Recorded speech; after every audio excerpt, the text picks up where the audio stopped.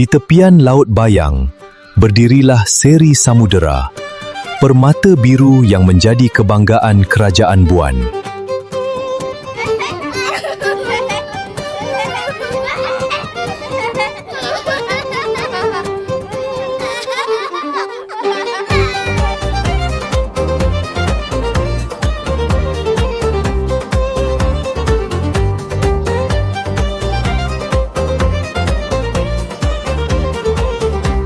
Atas titah Paduka Raja yang kini sedang berlayar menuju pulau di balik kabus, izinkan hamba menyampaikan salam baginda kepada para tamu agung dari Melinsung. Di Seri Samudera. Apakah hidangan di Seri Samudera terlalu sederhana bagi seorang pangeran?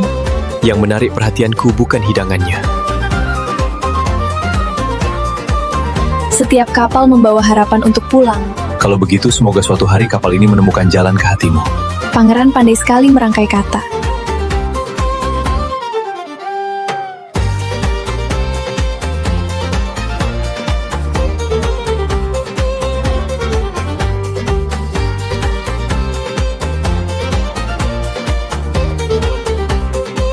Festival Lentera Seri Samudera dimulakan!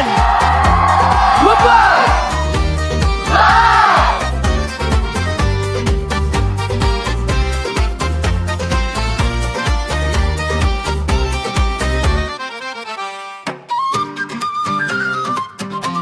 Di Seri Samudera, setiap lentera membawa satu harapan.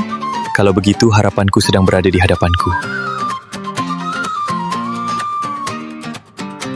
Jangan biarkan ia padam. Selama ada yang menjaganya, cahayanya akan terus hidup.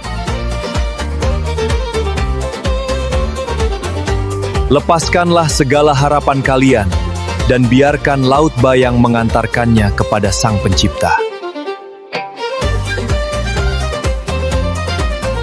Andai malam ini dapat berhenti. Tidak perlu berhenti, cukup dikenang.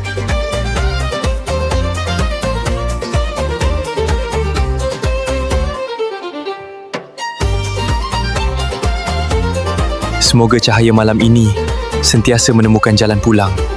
Dan semoga harapan selalu lebih kuat daripada rasa takut. Malam yang indah.